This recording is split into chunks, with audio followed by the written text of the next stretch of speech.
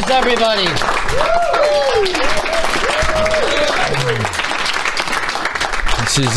This is like inside the actor's studio. It is, but for a less pretentious. Yeah, a little less pretentious. No, you can't. Oh, really? Yeah, it's a children's channel. Oh, good. So they're listening now. No, you can say whatever you want. Oh, good. Well, first of all, congratulations, because you just got picked up for another season. We got picked up this morning at 10 o'clock, yeah. Wow, that's fantastic. Now, when that happens, is it even better than getting the show? Yeah, because getting the show, people are taking a punt on you. Like, it could be good, it could be shit. And second season is like, yeah, it was good. So it's a little bit more satisfying. And also, it was my first acting gig, and if we didn't get a second season, there's a good chance it could have been my only acting gig. Sure. Now, if we fail this year, then maybe I'll get another acting gig. But we're not going to fail. I've got some good ideas. No, I haven't. But we only just found out today. I'll come up with some stuff. But see, here's the thing with your most people get ideas and they invent stuff, but most of the stuff in your show has happened to you. Yes, a lot of embellishment, of course, and changing of names and whatnot. But the Aussies do that, right? Yes, yeah, yeah. We treated the Aboriginals real good. There wasn't any problems there. I don't remember there was a lot of them, and then some of them moved away, I guess. I don't know what happened, but we can change history very easily, Australians. But so this is as exciting, I think, for you. I mean, first of all, it's like a dream come true to get your own show, and then to know that you can keep on doing it. Yeah, it look, having a show based on my own life has its benefits, as in we know the stories that are going to work, but also for instance, it's very hard on people that are actually in my life. Like, my mum's a big, fat, morbidly obese woman, and she will be depicted as such in the next season. And so she's just sitting in fear. Just she knows what's coming. She was one person hoping you didn't get picked up again. Exactly. Well, she hasn't seen the first season yet, so I don't know, because there's Mindy Sterling's character is a hoarder in the show, and that's based on my mother. Is that right? My mother's a fully fledged, could be on the we didn't know about this condition until the TV show came out. And then when the TV show came out, you went, oh, that's what she is. That's excellent. So in other words, you didn't know mental illness until it was pointed out to you. You thought it seemed like a normal lifestyle until you found out. I grew up, my room was filled with her shit, and I had a little bit of the end of the closet which I could hang like 3 shirts in one drawer as well. And that was my entire living space that I was allowed. And you didn't know that it was different because look, that was the least of my problems. Just all that. But now what she does is she has transferred her shopping and hoarding addiction to others. So she stopped buying for herself, but now what she thinks is, so my son, I'm going to bring the baby over to Australia in May, and the baby has more toys in her house than he has in his own house. Like, she's bought fucking jumping things, and the whole house is filled with baby shit. The baby's going to be there for 3 days, right? But she doesn't think that way. She thinks, oh, good, I've got a new hoard going on, and she says it's all free. But she had to drive around Sydney to get all this plastic shit. She spent like $150 in petrol to get all this free stuff. Petrol is gasoline. to you people, you might know that it's a different thing. Very confusing. When you lost them for a second, too. Everybody was just looking around. They did. They couldn't figure out. They go, what are they powering their vehicles with? I assumed it was just solar power in Australia. That's great, though. So you're going back. Was the show playing in Australia or just... Not yet, but I got told last night that it probably will start playing now that we're getting a second season, that they will start selling it to other countries, because obviously other countries aren't interested in buying one season of a show, so they wait and see if it's got a bit of a track record or whatever. Well, this is the thing about you. You've got the new show. It gets picked up. You're a new dad. And you seem to do this, and you don't look stressed about any of it. It's like a caftan can throw a person off. You wear a caftan with any level of confidence and you don't look stressed. No, I don't. I'm not too stressed about it. The baby thing is is for the most part fun. You know, but I'm not doing any of the hard stuff. You know, I'm not waking up in the middle of the night. But this is the thing. Is so my girlfriend thinks that I don't do anything because I don't wake up in the middle of the night. But I've got just as much misery as her because I wake up next to her in the morning after she's woken up through the night, and she fucking hates me, right? And so to wake up to someone who hates you, right, is a horrible feeling. You really are a great dad.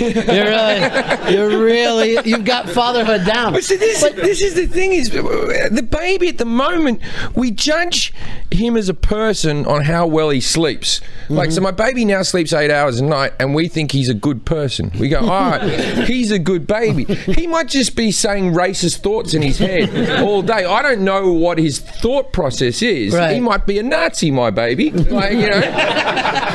But we know that he sleeps good. The odds are there, right? I mean, you gotta figure. Well, we shouldn't have gotten him all those Hitler toys, right? You know, like it's all conditioning. I believe it's environment. I love the fact of how you kind of flipped the script of where everybody thought you were going, because you had this thing of carefree guy running around the world doing what, and you know, and of course I don't mean any offense to this, sure, but we all kind of waited for you to die. You know what I mean? Like, you seemed like you were going to be a guy who died, and then we would have time to look over your career and said he could have been great. One of those guys. My whole life has been potential. Yeah, right. And there's going to become a stage when people are like, nah, he didn't have anything. He didn't, yeah. You know, I always sit on planes and I always think to myself, this would be the best way. Because if you die on a plane, not your fault. It's not a drug overdose or alcoholism, which is how I assume I was going to die. Right. But you die on a plane, it's like, that's a shame. Right. Yeah. But whenever I got on a plane, I always scoped out to see if there was anyone more famous than me on the plane, because I thought, I don't want to be the big fucking bopper. You know what I mean? Right. I want to be Buddy Holly on the plane. Yeah. I don't want to be the Big Bopper. Yeah. Right? And like one time I get in and I walk on, Bob Saget's sitting there, and I'm like, fuck, they're just going to talk about Saget. That's almost like you died on the plane with the Big Bopper, though, if it was Saget. You know what I mean? Like, who knows I wonder if it was a Big Bopper was on a plane by himself that we'd even know him, you know? Well, he sang Chantilly Lace was his big song, right? Really, but people. Is that he said hello baby? Yeah, right. I think that maybe this is the best thing that ever happened to the Big Bopper. I think the Big Bopper was going to die of cholesterol anyway. I don't think that, like, back in those days, you know, he was smoking and drinking and just that was an era where basically in the 50s anyone could get famous if they had one song. Like, if you look at what's his name, who was the Bill Haley? How the fuck did that cunt become a rock star? Right. He just had like the curl in his hair. Didn't they have any cool people back then? No, well, that was almost pre-cool. You know what I mean? Like, it was like after Elvis and James Dean, they invented cool. But he really did look like somebody's teacher just showed up and sang. Exactly, yeah. But for you, this kind of gives you a different way to be judged when you're a dad, you know, because you could be a really success, and if you're a failure as a dad, they say, that guy was a failure. You're a bad father. Bad person. I think that will probably happen. Mm-hmm. You know, I'm not shying away from. You know, I left it in. I live with the consequences. That's a wonderful pamphlet to hand out. Maybe the Catholics could be on that. I left it in. I live with the consequences. The way I met my girlfriend, my lovely girlfriend, if she's listening, which I know she's not. She was the prostitute in the pilot of the TV show, so people don't know that. And it's not like she was my girlfriend and then I went, hey, do you want to be a hooker in a TV show? Right. We employed her as a hooker and then I got her pregnant after that. Right, okay. And it's just a wonderful story to tell my child. The fact that he has the video footage of mummy as a hooker and daddy just saying awful things to her. which is what we do around the house anyway. Sure. But it's nice to have it on film. Well, you can call it improv, I guess, if it's the house now. Yeah. So did she say to you, hey, do you think it's time to bring the hooker back to the show? Wouldn't that be a great idea? She does appear in another episode coming up. I won't ruin the storyline, but she's in the finale, and she's got quite a big role in the finale. I was actually even thinking about this show now because you've based so much of it on your own experiences. Yeah. Will you get to a point where you're the guy who left it in too long and now takes responsibility? Yeah, okay. Well, sitting in the audience is Peter O'Fallon, who created and wrote the show with me, and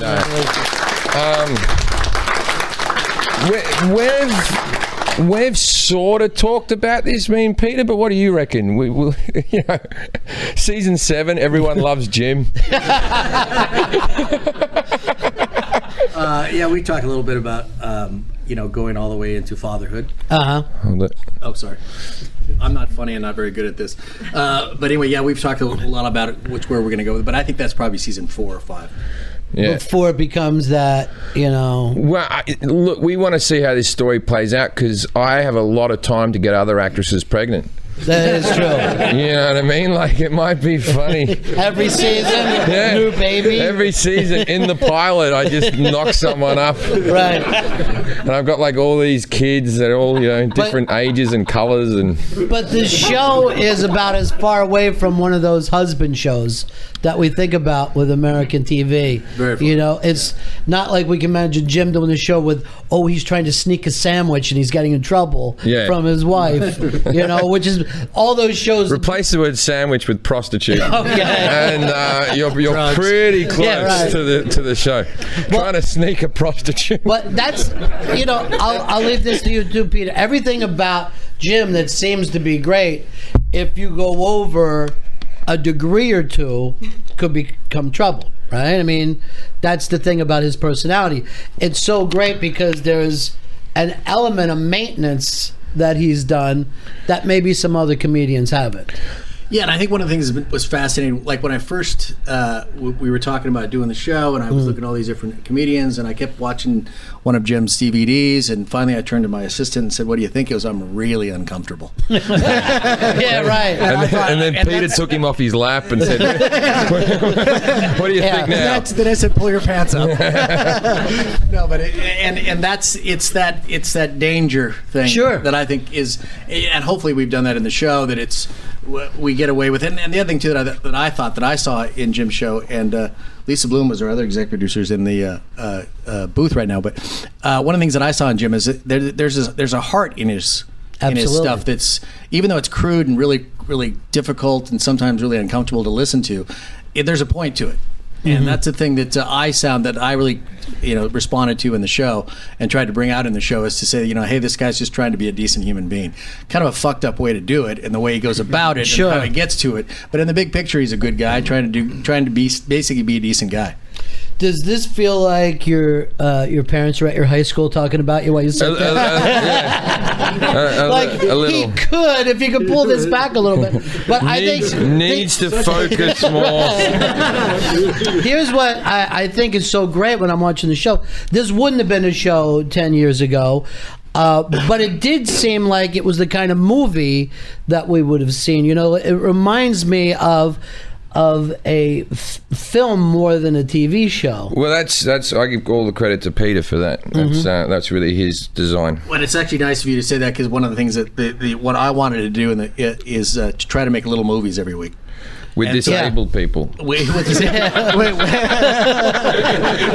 we were doing it with porn anyway. Yeah, right. There's not a lot of Down syndrome porn out there, and I tried to start that up. And when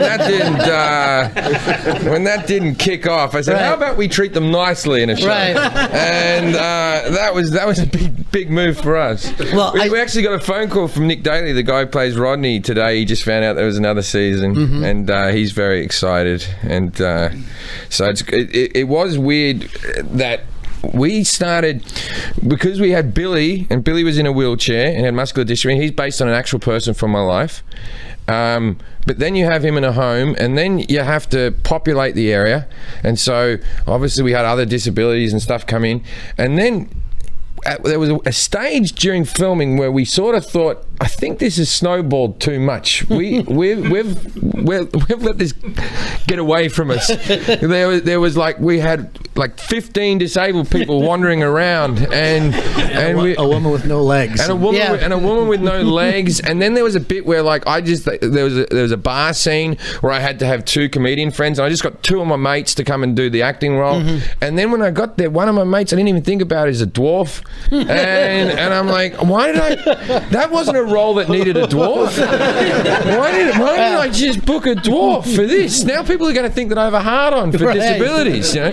And so in tonight's episode, we had to have someone kitschy sing the national anthem at a baseball game, and we started with like Charo. We thought Charo would be good. Charo was busy, and then we had Florence Henderson from the Brady Bunch. We thought Florence Henderson was busy, and then in the end we got Vern Troyer, Mini-Me from, and we were like, oh great. And then as soon as he walked up, I went, it's another fucking dwarf. I don't know how this has happened. We looked at him in the field with all of the baseball players. There's 10 baseball players and Vern about this big. And we turned to Jim. I said, we did it again. Well, you know, Vern is like, even dwarfs go, that guy's really little. Dwarfs will be like, I'm uncomfortable around this guy. My baby is 4 months old, and if you stand him up, he's taller than Vern Troyer. It's unbelievable. 4 months old. Here's what's funny about your show is, like, and I read this in a big article in the Hollywood Reporter, people are praising you because of all this, and it could have exploded, I guess. We were very nervous through the whole thing, and I think the network at times was nervous with it as well, especially with the character of Rodney, and we were just sort of,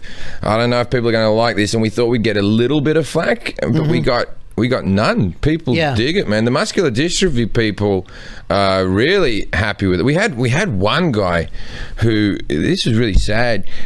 He'd sort of been texting before the show, going, he doesn't know about this show, whatever.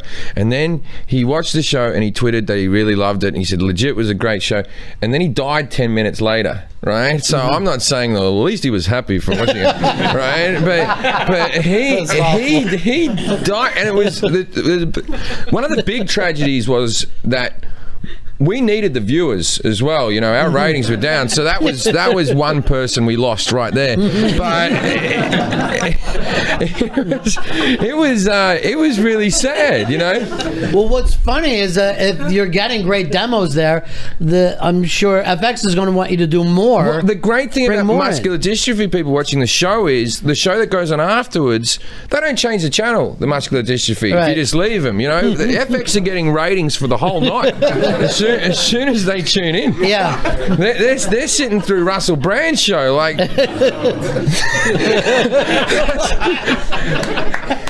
But it's very easy to do. Yeah. Now, but you said you were a little bit nervous that this could go sideways. I was also nervous about the actual bloke who it's based on as well, what he would think. Right. Because he's been a friend of mine for many years, and I didn't want to have him disappointed in the portrayal, because obviously it was a far more comical portrayal of what actually happened and all that type of stuff. And his brother said that they're all watching it in Australia, in the home. They're all sitting there watching it. They're illegally downloading it, little bastards. Right, sure. You know, it's karma. That's probably why they're disabled. It's all the illegal. That'll do it to you. It's all the illegal downloading. So there's, like with you, there's some goodwill, and then there's the next joke. Exactly. And goes back and forth. Also, my father died of ALS about a year before this all happened, and one of the reasons that I was attracted to Jim's story about that is my father was extremely funny no matter how bad it got. Right. And so as we came through, and I took care of him for a couple of years. It was a bit difficult, but it was also, so it ended up being, in an odd way, it peels the layers away to the humor of it, because there's nothing left but fun. It's a human story, and the thing is, I think that was so great about the story when Jim's, it's such a guy story from the beginning. Well, the thing is, when you watch the first episode, Billy's character is almost dying, and by episode 13, we don't put his oxygen on a lot anymore. Right. And if we get like 5 seasons, he fucking tap dancing. He seems to be regenerating. But if you go by the show, you can almost start and believe that maybe blowjobs are getting him stronger and stronger. I believe so. You lighten up your balls. You probably can walk with a bit of a spring in your step. And we had an episode last week, which was we called Cuckoo's Nest, which was them going back to the home where Billy was, and there was all these different people. But one of the idea was that Jim has this little speech at the end: is that you got to stop treating them like kids. Right. You know, and one of the things that I think is good about the show, why I think that the disabled community has embraced us, is the idea that with this show, Jim's character especially doesn't. Well, like there's this great episode we have where this girl she shows him his ring, and Jim says, "I don't pay attention." And Jim kind of doesn't pay attention to whatever disability someone has. If they're good people, he doesn't care. You know, and so far we're running with that. Well, I think it's also a tough thing to do is to figure out. You know, when you talk about your character, you're basically saying this is who I am. Yeah. So you have to figure out yourself in a way that most people don't have to. I always thought the TV Jim wasn't a bad guy. And then some people would write reviews that were like, obviously he's playing an exaggerated version of himself. That's a bit of an asshole. And I was like, I thought I was playing myself nicer. Right. And so it really came home that I'm a complete asshole, and he's a bit of an asshole. Well, I always think that it's interesting when someone will use like the term crude or obnoxious or whatever, because I don't know if anyone ever sets out to be crude, you know. I think that all comedians, if they're very honest with themselves, probably think they're the best comic in the world. And my reasoning behind that is because they're writing the jokes they want to hear. There's very few comics who make that step where I'm going to be clean, because if I'm cleaner and do this, then that's the formula to get onto TV. And then most comics are writing or trying to perform the stuff that they like. Right. And so, you know, you meet goofy guys, they're goofy guys in real life. And clean guys are normally pretty clean living blokes as well. And the dirty guys are dirty guys, you know. That's just how it is. So I always like storytelling blokes, like guys who told long-winded stories. And there's not a lot of them out there. Yeah. You know, Billy Connolly does it very well. Yeah. I always liked the fact that he would tell a story and then go on a tangent for 20 minutes, and then he'd come back to the story like he'd just gone, oh yeah, we got to do that. And for years I thought that was actually what he was doing, but I do that as well, and it's a complete lie. I know exactly where I am. I know exactly where I've gone off on my tangent. I know exactly when I'm going to come back to it. But I go, oh yeah, anyway. So, and that's a way. Sometimes if a story's very weak at the end, it's a way of just softening up the boring bit. And also keeping everybody involved with it. Yeah, you go. So anyway, we took the drugs and the guy died. and like, so you can have that little bit that dribbles off at the end. But you know, for that to work, it has to work as a story, whether it's funny or not. Yeah, the problem with telling long stories on stage for me is, and I think it's almost a lost art form with American comics. And my reason for this is, especially in LA, everyone's trying to nail their 5 minutes. Right. And so everyone thinks the road to success is getting onto Letterman or whatever and getting that 5 minutes really snappy. I'm a terrible comedian over 5 minutes. I'm not good to watch. I'm a good comic over a long amount of time. You got to get to know me, and I got to tell the things. And I just think that growing up in Australia and doing comedy, and then going to England and doing comedy, where there was a stage in England when there was more comedy clubs than there was comedians. So I had to get up and do 20 minutes. I only had 10 minutes. So I learnt the art of stretching and stretching and stretching and making everything longer than it needed to be and all that type of stuff, where it feels like it's the opposite in America. Everyone's trying to make it tighter and smaller and smaller and smaller and more succinct. And I don't know how I got onto this. But the thing about... And anyway, the guy died and... The problem is, if you have a story and say it's 20 minutes long, and you want to try it out, and the story turns out the story sucks, which often happens, and you're 8 minutes in, it's a lonely place and you're already going, I've already said the best bit of this story and you didn't like that. Yeah. And so now it gets worse and more horrible, or anyway. But a lot of times I think they assume with you, oh, this is a funny story that he's telling us, he'll get back to his act soon. You know what I mean? Like, there's always the thing for you where you're like, oh, I guess he's gone off from his act. There was a few stories that there's a story I tried to tell I've tried to tell like 7 times on stage and no one's ever laughed at it, about my mother getting stuck in a boat. Right. And I think what happens is halfway through the story, everyone feels sorry for my mother and just thinks I'm an asshole. And I'm telling it from the I'm a hero point of view. And I'll tell you the story very quickly, a very succinct version. Good. If it doesn't work, let's do it here. But I feel it will work. It will work now because I've explained the problem with it. I'm going to give it one more go. Right. So my mother. There's a guy next door to us is a boat maker, right? And I brought my girlfriend from England out to Australia. This is many years ago. And the guy's like, hey, would you like to go on a trip around Sydney Harbour? And for a foreigner, that's like a great little day out. And then my mum, who the next door neighbour hates my mother, she pokes her head over the fence and goes, I'd like to be involved with that, right? So we get down to the boat. Now it's an old shrimping boat. Now my mother is a big woman. She's twice your size. She's a big fucking lady, right? And so there's no little door to get on the boat. She has to step over this barrier, and we're like, so this is the bit where people are like, oh, your poor mother. But if you've been beaten by her, this is a really funny story, right? So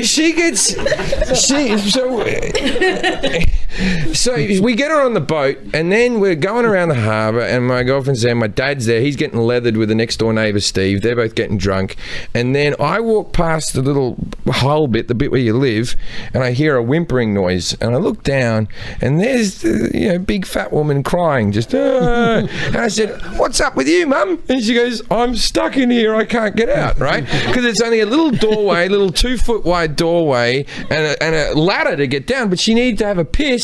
And so she went down there, but once she got in there, she panicked and didn't even have a piss, right?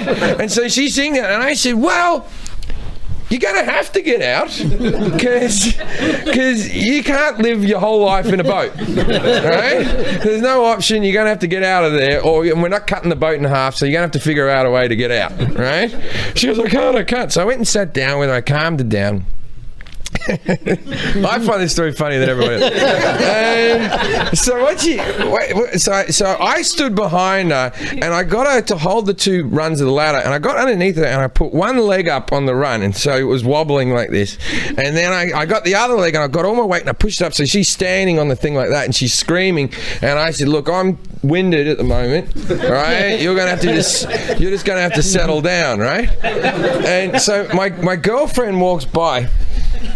And all about 120 pounds of her, she walks by and she goes, what's going on, Carolyn? Here's my mum. And she goes, I'm stuck in a boat. So my girlfriend starts screaming. So I got these 2 women screaming at me, and I said, calm the fuck down. I'm going to get this woman out of the boat, right? And then I said to my girlfriend Terry, I said, Terry, go get Dad, right? So she runs off to the other end of the boat, and then she comes back, and her exact words were, your dad doesn't give a fuck.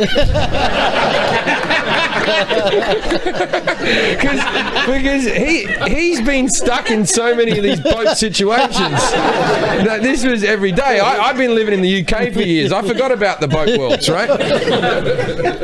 So I get her up on the run, and I get to the end, and I said, I know you got a bad back, but this is going to hurt me more than it's going to hurt you. And I stood at the end of this boat, and I ran in and shoulder barged her, right? And she pops up into the hole. Now I'm in complete darkness, right? And all I can see is these shadowy legs, just like this, and I can hear the muffled sound of my girlfriend and my mother screaming, right? And I'm sitting there just almost in tears, like, oh my God, this is so horrible. And so I took another run up and I bashed into her again, and she inched out a little bit. It was like the opposite of being born. And So I'm just bashing into this woman. She's screaming. Now, when I tell this, I tried telling it live. People don't find this to be humorous. Right. They think that that's mean to bash your mother through a hole. Anyway, so then Steve walks by, and Steve, the next door neighbour, and he's all drunk, and all I hear, and this made me laugh, he was laughing and pointing, and he said it's like Winnie the Pooh when he gets stuck in the tree and Piglet tries to get him out with a stick.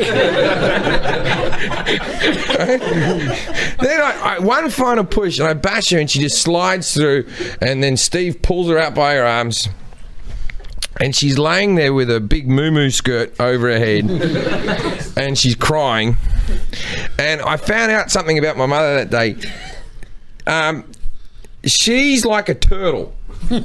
She can't roll herself over if she's on the ground. She can do it a little bit with the bed because there's buoyancy, and she can get momentum up. So I get an oar. I think this is where the story gets sad, really. I get an oar, and I flip this crying obese woman over like a spatula on an egg. And see, this is the bit where I'd have to go off on a tangent on stage and then come back and go, and anyway, she slipped a disc. Right? Because there's no funny punchline at the end of it. It's just a humorous thing to have a big fat ass blocking the sun. I think now we understand why your mom didn't want the season to get picked up, because this is all she's probably thought about since you said I've gotten a show. I just... if the woman from Gilbert Grape is still alive, she's got the part. But I assume she's dead. Yeah. I don't know does anyone know if that woman's still alive? She'd have to be dead. Yeah. She would have drowned under a roll of skin one day and just... I'm not even sure she made it through the movie. Yeah. I know there's an abrupt end to that storyline. I know that the woman from Throw Mama from the Train's dead. She was in Goonies as well. So there's just not any quality morbidly obese actors out there anymore. Right. There's a market for that. There is. So this is one of the things when you're doing things from your life, whether you're doing it as stand-up or doing it in your TV show, do you ever measure, hey, this is going to piss off a friend or a family member? If people are ever irritated about the way you talk to them, they should have acted like a dickhead to begin with. Right. I don't think... see, it's funny. My brother, for many years, he hated it. Mm-hmm. My dad loves it. He loves if he's in the audience, he'll stand up and wave at everybody, and I'll be basically calling him a moron. Right. And he thinks it's wonderful. But my mother hates it. My brother hated it for years, and now he's sort of embraced it. He's just gone, fuck it, who gives a shit? Yeah. And I think he embraced it because he came to a show, and I referenced one of my brothers so much in my stand-up that the audience actually had a real fondness for him. I do portray him as a dick, but he says a lot of funny things in my stand-up, and so he actually was getting drinks bought for him, and he sort of thought that the audience liked him, and he was worried they were all going to call him an idiot, but they all liked him, so he's sort of gotten into it. My mother, on the other hand, can't come to shows because everyone starts calling her Gunter, and she's walking around with an oxygen tank and a cane, and she gets a little bit hoity-toity at the show. She gets a little bit like, I'm the mother of the main actor, you know what I mean? Like she starts wanting special attention, and it's like, it's not really like that, right? It's not the Royal Theatre, it's stand-up. Exactly. Exactly. And she'll push through lines. There'll be a queue of people, and she'll be like, I'm the mother, I will come just to... And you're like, fuck, oh god. And then she sits there not laughing, and as soon as people know that's your mother, they always check to see if Yeah, it's horrible. I break out in sweat if she's in the audience. But you're pretty okay if there's a bad review about you or someone doesn't get your act. I've seen you roll with different things. I'm pretty good with it. I try not to look on the internet anymore because that's will only bring you down. Sure. You know, because I don't know about you, but I don't read the good. I only read the bad, and that's just how I'm programmed. I don't mind a bad review from a journalist. I sometimes find if it's I hate a 3-star review. Mm-hmm. I love a 1. I like 5s and I like 1s, and 3s bug the shit out of me because 3's average. I like the person who fucking despises me. Yeah, that's a great review. When even with the TV show, we had some people that were just so angry, we only had like 2 bad reviews, but they were really like quite vicious. And you think, really, I've never hated anything this much. Yeah, how have you put so much time into hating? So you can handle somebody who despises you. Yeah, I think I'm not doing a good job if everyone likes me. I'm not. I'm not doing what I'm meant to be doing. You know? And that comes from stand-up. You think? I think so. I think you can't be liked by everybody. You just can't. Yeah, particularly I guess when you're starting out, you're going out there, they haven't seen you, or life as a stand-up gets easier the more famous you get, because the more famous you get, the more people come to see just you. But the hardest years of stand-up were me trying to tell dirty stories and long-winded stories when I was like someone's support act. That was, because if you're not really into what I do on stage, you're gonna fucking hate it. I'm not a good comic to see on a whim. I'm not well, let's just go down to the club. Let's see what's on. I always find it weird when like girlfriends will bring like their parents to a gig, and you're like, this isn't gonna work out for anybody. My girlfriend, the mother of my child, she's the youngest of 7 kids, and her mother is so religious that when she came to visit the baby, when the baby was born, she brought holy water, right? And I'm a well-known atheist. I talk about being an atheist all the time. And I come into the room and she's sprinkling holy water on the baby, and everyone freaked the fuck out, right? When I walked in, like, oh, no, Jim just saw us. And I said, I don't give a fuck. I said, put your fucking mumbo jumbo voodoo shit. That doesn't bother me because I'm an atheist. If I was a Muslim or something and it was going against my religion, right? Then we have a problem. But I'm like, fucking baptize a little cunt. I don't care. Who gives a shit? It's not going to hurt me. Yeah. But this is going to be, I guess with them being that religious. My girlfriend's not religious, but she's got 6 siblings who are very religious. They're from the Mel Gibson religion, where they believe in a pope from 400 years ago. Yeah. She thinks that the modern day popes are too progressive, and really, they go to church like every day, and they pray in the car before they drive for like a safe journey or something. Yeah. So you are not the idea she had. One of her sisters said that I've gotten rich from the devil. And I was like, that's how I did it. Right. Yeah, the devil's giving me cash. But see, the thing is, if that were true, you'd probably be making a lot more money. Yeah, because it's that whole thing that they always pray to God when a disaster happens, and they blame the devil for all the bad stuff. It's very weird. They never blame God for anything. God does good, devil does bad. And you think maybe sometimes the devil could do a couple good things. I just think that obviously God's often not paying attention. Mm-hmm. You know what I mean? Like the devil, because he's meant to be powerful, he can stop the devil from putting a wave into Tokyo. Yeah. I always think about that, like with all that radioactivity and stuff in Tokyo and the big wave, we've got a Godzilla coming our way. Sure. Right? We have, because that's how it happened, right? Mm-hmm. And then I think, like, who was dumped in the water around the same time It was Bin Laden, right?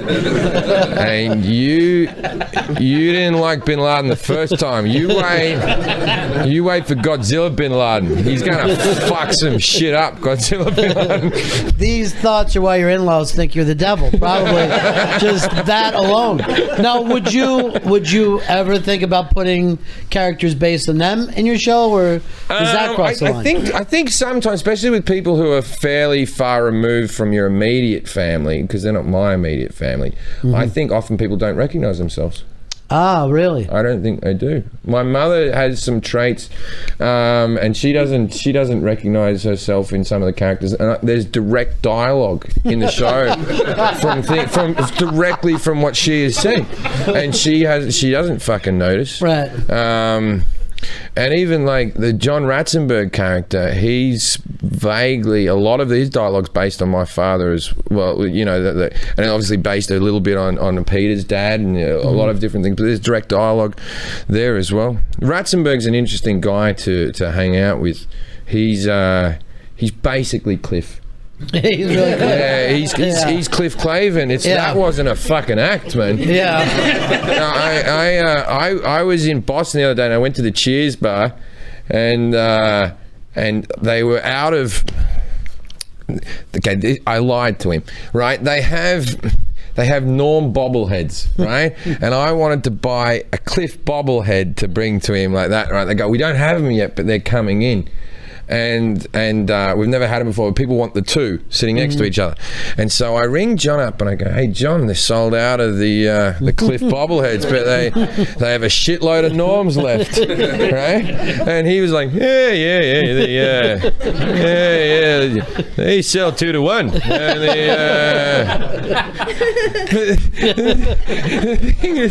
the thing is, you'll just be sitting next to him, and sometimes, like, he's a real Republican type of guy, which I always say this, I can't vote, right? So I'm either a Republican or a Democrat. I have my opinions and something, and they sway both ways, right? But he's very Republican, right? So we do a lot of ad-libbing on the show. I got to say this because a lot of people. He did an ad lib on the show where he goes, "Hey, yeah, I heard that Jesus had a dog called Tippy. He walked out in the ocean and he drowned, right?"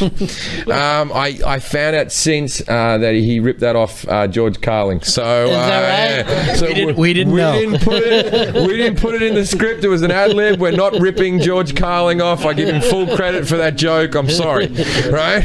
But anyway, so we're doing this thing where we're at a party, and there's a lot of prostitutes at this party. It's in the last episode, and you'll see this bit's edited out, right? But we're all standing there, and Peter said to us, everyone just give a speech, and we're going to do a montage. We're going to edit all these speeches in, and that's how it's going to work out. So I do a crappy little speech, and Dan Bacadol does a speech, and then Ratzenberger gets up and he goes, "Hey, yeah, there's a lot of prostitutes here. There's nothing wrong with prostitutes, you know.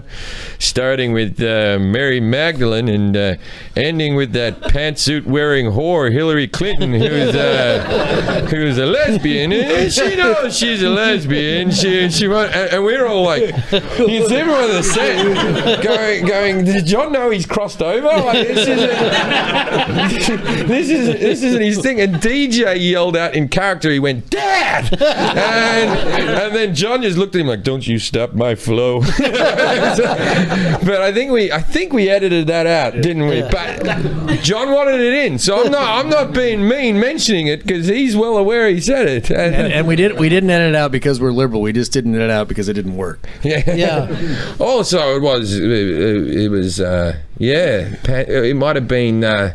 Might have had a defamation. I think it wasn't like maybe she's a she's a whore and a lesbian.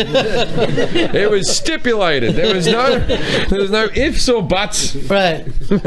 Well, you got to let him roll though. You got to let him roll and own it himself. He's funny man, and it's good to be around a guy that was in Star Wars. That just doesn't happen, you know what I mean? And he'll tell you stories about everything. He was in fucking Gandhi. He was in 2 of the Superman movies. He's just had an interesting career. Yeah. And he goes, yeah, Laurence Olivier. Yeah, I met him. He gave me the best bit of advice ever on acting. Never leave your wallet in the trailer. People just... people. Right? But he's not saying it like a joke. He's like going, yeah, always take it with you. People steal stuff. Yeah. Are you after this season? You start to think of yourself more as an actor, or always stand up? The other day, someone asked me what I did for a living, and I said actor. And as soon as I said it, I got cunt chills down my spine. We've all had those. I was really that just moment. so ashamed of myself, like working so long to become a good comedian, and then just waltzing in and going, well, I'm an actor now, and just throwing away my stand-up career like it was nothing. And just going, yeah, I'm an actor. And I just felt like a prick instantaneously. But I think I'm getting better. But I was saying to Peter just then, I've got the privilege of FX are paying for acting classes for me. Like, not act literally, but I can't really act. And they're just giving me 13 more episodes. By the end, I'll probably be able to do it. Be able to pull it off a little bit. Like, I'll get better and better. Like Seinfeld, the first season, he was woeful, and he got pretty good. Oh, look at all the work he's getting as an actor now. It's amazing.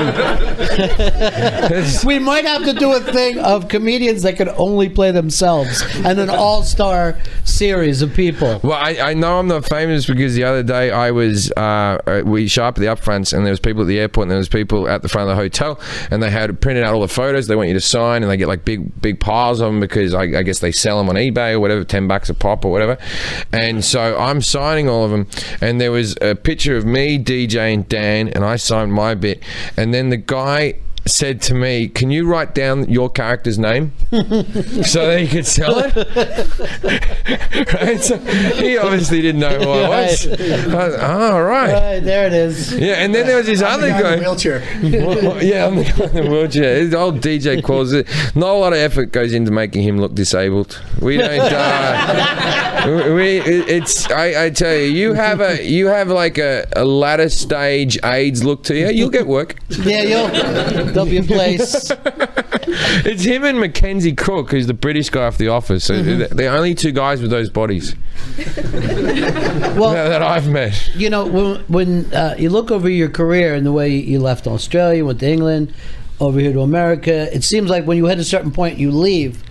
If I'm Peter, I'm like, is he showing up for season 3? If this thing gets successful, what do you think? I've still got to crack Poland. Right. And there's a lot of there's a lot of places out there. I'm entrenched here. I got a Canadian girlfriend and an American kid, and I'm Australian, obviously, and so I'm thinking I'll stay here forever. I'm sick of moving around the place. I'll stay in America forever. It's kind of bizarre that your first steady work and a family starts the exact same place. Yeah, it's like, and there's obviously a bit of me that I'm more famous now than I used to be, and I could fuck a lot more women, and that haunts me every there's And by the way, this is an atheist prayer that he's doing right now.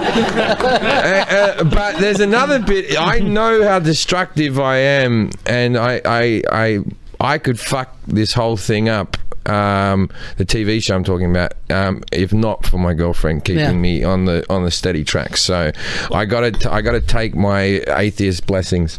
And to some extent, this is where the show came from, is the conversations Jim and I had after we watched all his specials and watched his stand-up and all that, and like everyone, even someone my age, you're trying to figure out how to make it, be a decent human being. Sure. And ultimately, he realizes that, as we all realize it, as you said earlier, that it was, the road to destruction was right ahead. It was right there. And I think that is also the part of wisdom of here is destruction. I have a tendency to try to fuck things up, but it turns out that people give me a lot of chances, which is sweet. Yeah, you know, because there's been people who this might sound a bit, who are less talented comedians than me, who have been thrown on the scrap heap a little bit through being drunks or whatever, and not, but especially in the UK, I used to show up so wasted to clubs, and there was an element of, oh, Jim, right. That's not a good world to be in, because that's enabling. Yeah. And then you get those club owners that are also drunks as well, and they're like, oh, I've been waiting to get fucked up with you for all year. These other comics don't get fucked up with me. And then you're like, oh, cool, well, this is helping the show, because the club owner thinks it's a good idea, so he obviously knows what funny is. So you always, you kind of hope you know where that spot is, and you're aware of it, and yet you haven't totally. I gave up drinking for 8 months, and I took it up a little bit, and then now I get drunk very rarely. I got wasted last night. Okay. And all right, that's a start. No. Okay, never mind. with the executives from FX, and I asked to touch one of their cocks, but it was all in good fun, because I know that he gets really uncomfortable when you say that to him. So I thought that was a funny thing to do. I wonder why that is. I wonder what it is about that. Now my manager's shaking her head in the fishbowl over there, because she knows that happened, and she's worried now that might have. But Peter was there to tell me to stop, and that was. But I was celebrating because we got a second season, so I had to do that. Sure, that wasn't really an option. Now I would like to get to a stage in life where I didn't get fucked up about once a month. Right, but the problem is I really enjoy getting fucked up, and people don't often say, they just go, oh, I'm out of control. I love being out of control. It's fucking heaven. Right. And I've tried going to stop and all that sort of stuff, but I always find it weird when there's like these 12-step programs. The only one that I go to, I go to Sex Addicts Anonymous, because I try to keep that in check, especially now with a kid and everything. I'm not going to cheat on my girlfriend, shouldn't be masturbating as much to porn as I just try to keep myself in check. And that one I actually do, but when it comes to alcohol and you get to like step 7 and it's like making amends, I'm the best apologizer in the world. Apologizer, right? I don't have to make amends to fucking anyone. I do it that next morning, right? I'm. You wanted to this morning. Yeah, I do step 7 on a weekly basis. I miss all the other ones, but I'm always right on that one. Just geez, I'm sorry. And, but when it comes, I'll tell you my Sex Addicts Anonymous one. So I went to a couple of these meetings, and then the problem with Sex Addicts Anonymous is I'm like, I have a penchant for prostitutes, right? You say that, and then you'll have like a guy next to you will be like, I want to fuck my kid, and you'll be like, whoa, I just shook your hand. Oh, you're a horrible person. I'm an idiot. You're a criminal. And so this is what happens, right? So I go along to this one about a month ago, and I go in there, and there's like 5 really fat guys, and I'm thinking, oh, here we are, and I'm thinking, how do these cunts get laid? Like, what is the thing? And I stand up, and the first guy goes, look, I can't help myself. I do it when my wife goes to sleep. I duck downstairs and do it. I do it at parties. I find a spare room where and I'm sitting there going, yeah, I hear you, man. I hear you, right? And then I stand up and I go, for me, it's prostitutes, right? And that's when I found out I was in Overeaters Anonymous. I wasn't even in like Sex Addicts Anonymous. Everyone looked at me, and I went, and what is this meeting? What is this? What is this? And they went, this is Overeaters Anonymous. I went, that is one of my problems. It is. But that's not my main problem. So good luck to you all. There's meetings for fucking everything. I went to another one which was sex addicts and love addicts, people who are addicted to being in love. And is that a problem? That doesn't really hurt people, does it? Fucking enjoy it. Being in love's awesome. Well, it's a lot of fun, but it's like, I can't be by myself. I can't be single. I really need someone in my life. I'm really codependent on having another person to be in love with. Yeah, we all fucking are. We get lonely. Just cheer up, will you? So you couldn't actually run a meeting, I don't think, with that attitude. Would probably, you're better off sitting in the other spot. At the end, I'm not awesome. I'm not awesome with the prayer because I'm not religious. So I'm just lying in that bit, right? I'm just going with God's help, and I'm like, and then like everyone joins arms in like a huddle, and then like last time I was next to this gay guy who just keeps on having sex with people in the bathroom of his gym, right? That's like his fucking bag. He's like, I keep on fucking heterosexual married guys in the gym, right? And I'm like, well, you can slip up. Right? And then like so then we all get and he's grabbing me a little bit more around the waist like this. I'm going, this isn't a good ending for him. He can't be around male flesh. He loves the heterosexual flesh, is the one that he's... Yeah. And then... I fucked him. Yeah, right. Because it would have been oddly sad if you hadn't. At least didn't turn it down. You're like, really? This is a safe place for you? Yeah, I would like the co-ed meetings where there'll be like one woman who... Right. And it's always like 19 guys who are always like, I'm just fucking trying to masturbate in my car on the way to work, and I'm fucking, I can't help myself, and I want to stop because I love my family and my thing. And then there'll be like one girl start and go, well, I used to be in porn, and I used to get fucked by like 5 guys, and we're all sitting there going, yeah, right. like salivating dogs, like we're going, we can all do a bukkake here, and everyone would be happy. It's like when you go to AA and you think we should all get wasted together, right? Because we'd be the best group of people to get fucking drunk with ever. You're just one keg away from where you used to be anyway with the same people. Roll a keg and it'd be a great party. It's the thing is, with my life is I'm no good at going to something anonymous because I tell everyone all the time. I'm much anonymous. Yeah, I need to go to like sex addicts obvious. where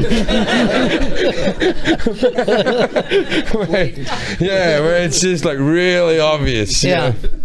But I do think it's great that you still find the time in between all the joking. You really are working on all these things. You get it. I'm trying. I do try, and I get disappointed with myself. I'm not. There comes a stage, especially with alcohol, there comes a tipping point for everybody. Well, for me anyway, where I used to love the fact that I was outrageous. I used to wake up and go, I got my cock out in that bar. I'm awesome.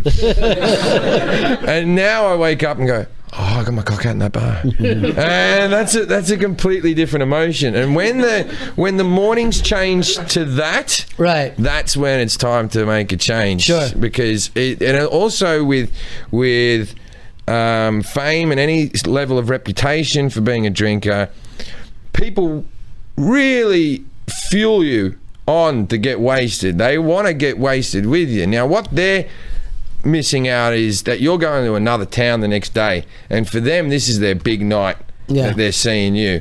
But you're going to the next town, so you're having big nights every single night. They're probably getting over that night for fucking 2 weeks. Yeah.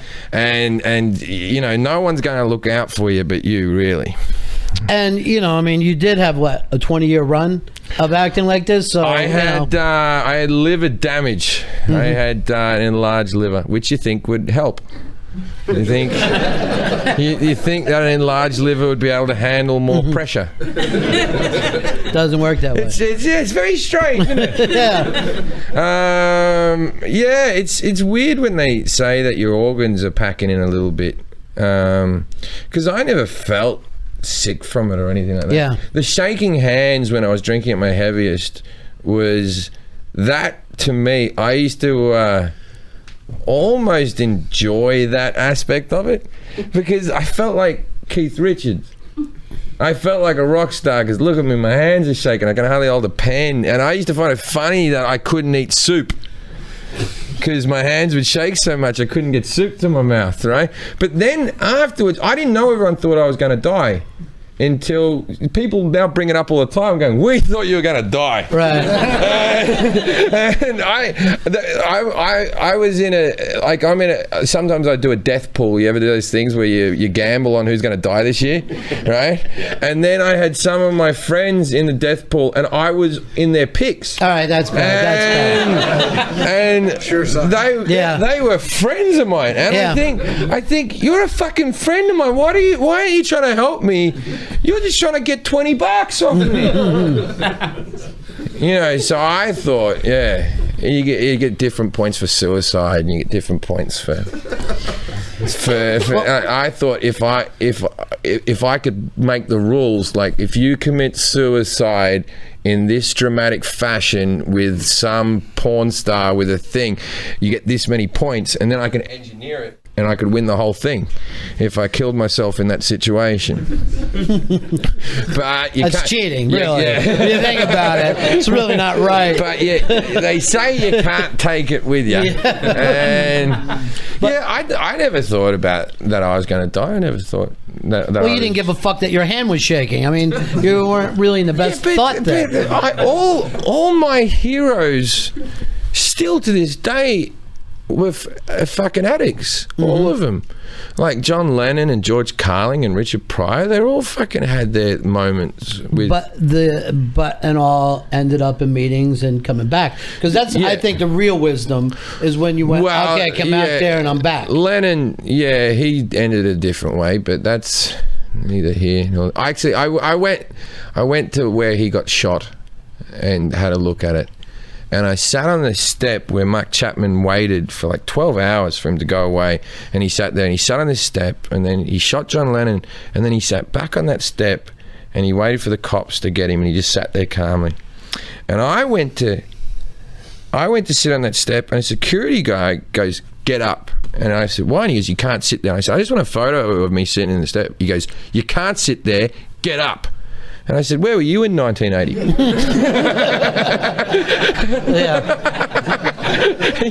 He didn't really.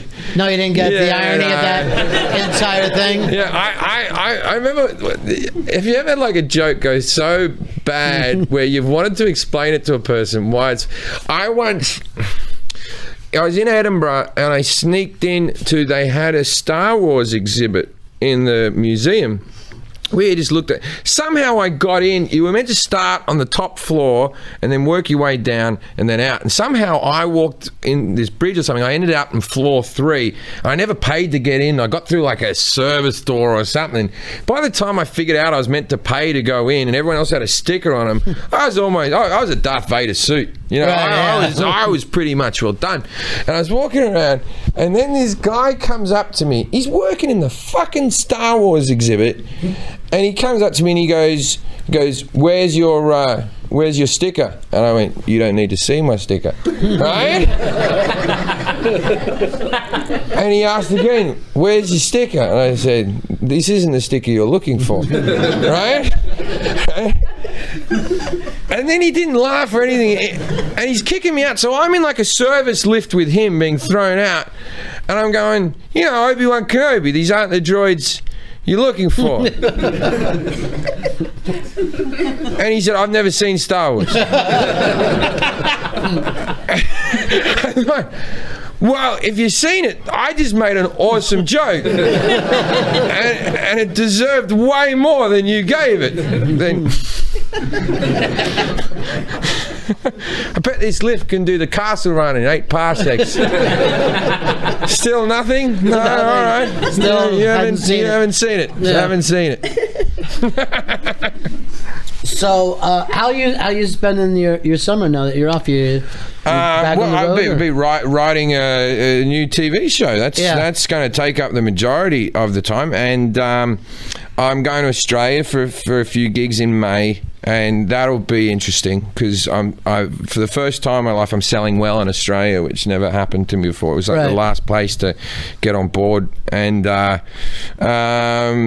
and I have to spend 6 days at my mother's house with the horde. I got to, I'm playing the biggest theatre in Sydney, and then at night I'll be sleeping in my old bunk bed with my girlfriend, and just shit piled around me.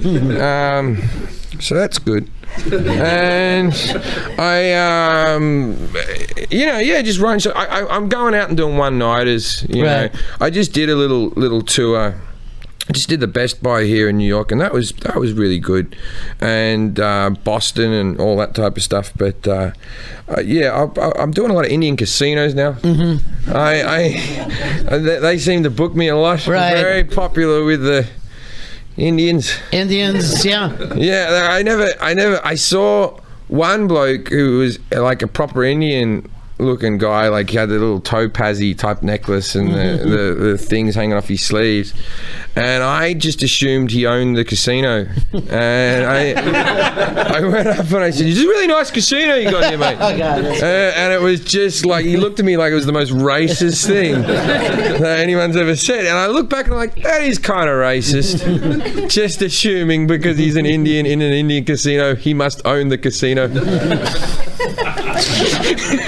Very few. You see very few Indians in Indian casinos. I always, I'm very interested in the Indians. I always think that I get told, especially for things like I'm anti-gun, and I get a lot of people that will tweet it like, "Go home if you don't like it." And I think, fuck you, man. It's a country of immigrants. I got as much right to be here as anyone. I've come here legally. I find it weird that, okay, so we're both friends with Anthony from Opie and Anthony.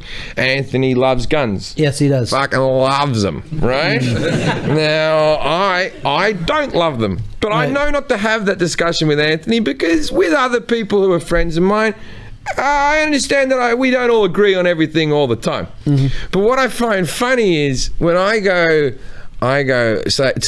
send some anti-gun tweet, they fucking telling me to Anthony. They'll do that. Audience members start like, "Anthony, did you see what Jim said about guns?"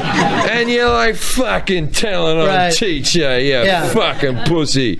Right? Just give me your opinion. Don't dob me into Anthony. But he's ready to jump up like a fireman and hit to his Twitter and defend guns too. He's on a 24-hour thing. Yesterday I'm watching MSNBC, and one of his tweets just goes by. I'm like, how weird has the world gotten? Oh, well, he's the tweet that's on today. Yeah, the one about the Trayvon Martin and the picture. The tweet was sent to Anthony. You're right, about the kid looking more gangster. Yeah, and so Anthony now is in this fucking system. He didn't even make the racist tweet. Someone sent him a racist tweet, and now his name's on the news next to the racist tweet. Yeah, but.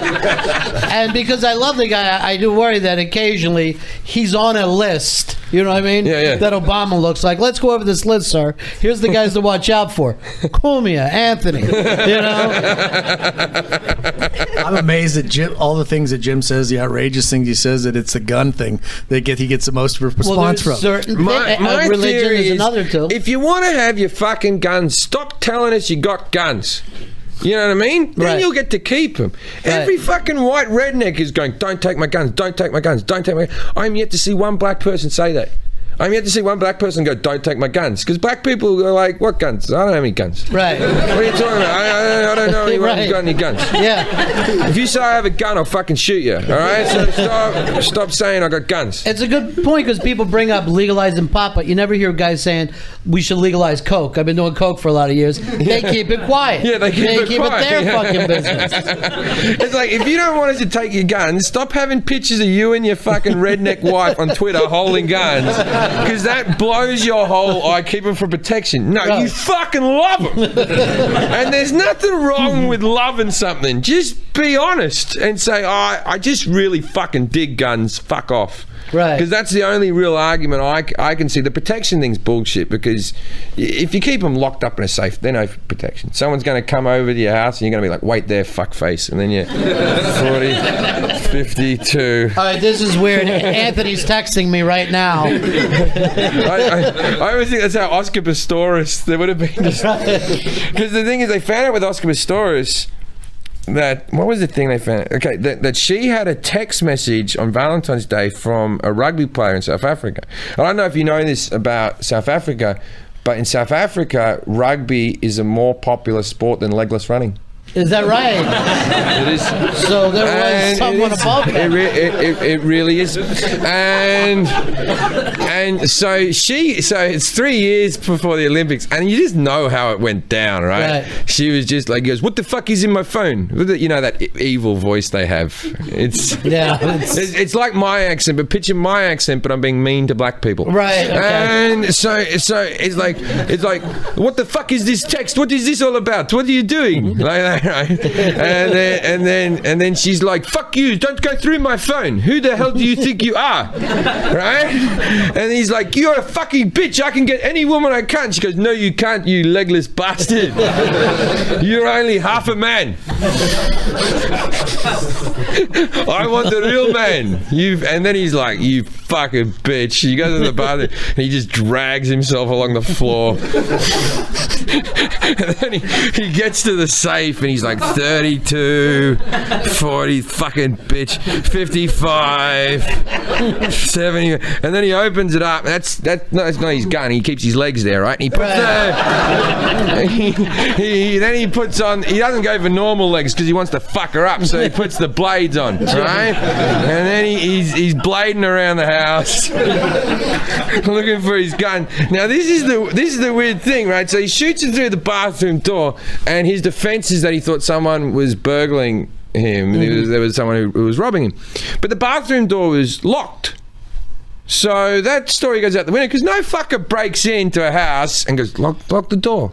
We're just here for toiletries. we don't want everything. It's probably like another legless guy, and he's like, "I hear he has the best stump cream." I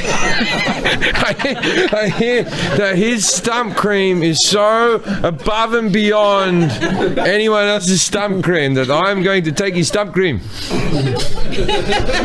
And then he just shot that girl, and she's like the hottest chick in the world, man. Yeah. She was so fucking hot. And I don't know about you, but like, even with bullet wounds, like I wouldn't say I'd fuck her now. I'm saying like an hour afterwards, you'd be like, I'll fuck that one more time. You would. I'll bring along 6 friends and we'll fill every hole. I love the fact that and guns are still bad. doing material for disabled people after all this time. And my point is, don't have guns. Oh, there you go. Jim Jeffries, everybody. Jim Jeffries. Thank you. Peter, thank you so much, my friend. That was so good.